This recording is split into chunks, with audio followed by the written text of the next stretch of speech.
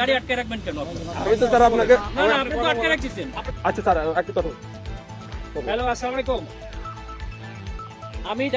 আমি doctor SM Khaliduzzaman, Dhaka সদর আসনের জামায়াত ইসলামী। না কিন্তু আপনারা তো তারেক জিয়ার জন্য জিব্বা দিয়ে রাস্তা পরিষ্কার করে ফেলতেছেন, তাহলে আমাকে কেন দিবেন না? Why not? আপনি শোনেন, আপনার নাম কি বললেন? আপনি দেশটাকে পরিকল্পিতভাবে আমাদের মধ্যে এটা কেমন সৃষ্টি করতেছেন আপনারা? নো নো নো, কেন নয়?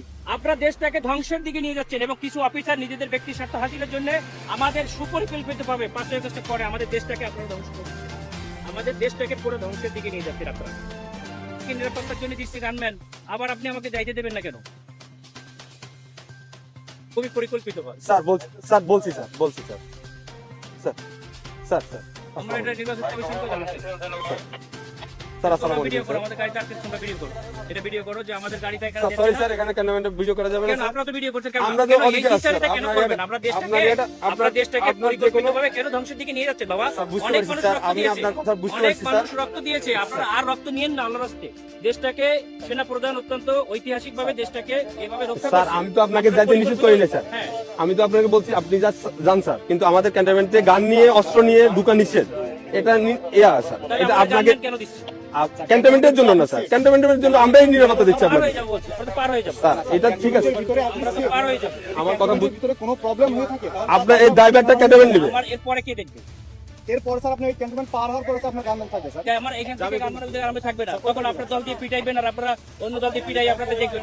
আমরা দেখবেন। ক্যান্টনমেন্টের ভিতরে তারেক জিয়ার সঙ্গে তো আপনারা হাজার হাজার স্যার, মানুষ নিয়ে যাচ্ছেন, কেন নিয়ে যাচ্ছে? স্যার এটা এখন আমি আপনাকে জবাবটা আমি দিতে পারতেছি না কেন পারবেন না? আপনার যদি আপনি যদি কোনো সমস্যা তো প্রশাসনের লোক, আপনাকে জবাব স্যার দিতে বুঝতে হবে তো। আপনার আমাদের যদি কোনো ইয়া থাকে আপনার যদি কোনো কমপ্লেইন থাকে আপনি তো স্যার বললেন যে আমাদের স্যারের সাথে কথা বলবেন আপনি কথা বলেন স্যার আমি তো আপনার ওই না, না, ইয়াটা এটা দিতে জবাব পারবো না বলুন না, আমরা পারবো না। এটা অসহায়ত্ব প্রকাশ কেন স্যার করবেন? এটা তো আমার যেটা নিয়ম স্যার রুলস আপনারা পরিকল্পিতভাবে দ্বিচারিতা কেন করবেন?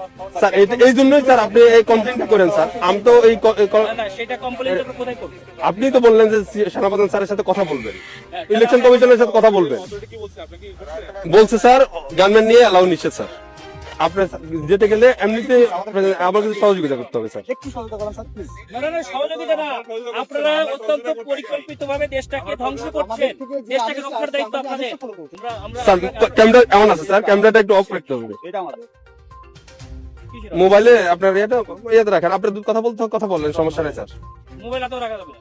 হ্যাঁ রাখা যান আপনি ইয়া করতেছেন স্যার বলছি আপনি যেতে পারবেন স্যার কিন্তু আপনার যে গানম্যান এই সময় বুঝছেন, স্যার। সবাই সবসময় থাকে না, ঠিক আছে? আপনাদের স্যার। সবাই সবসময় সমান যায় না। স্যার বহুত বড় বড় অফিসাররা স্যার। পা ধরছে পাশে অফিসে পরে আমাদের যাইয়া, স্যার আমরা কিছু বলি নাই। স্যার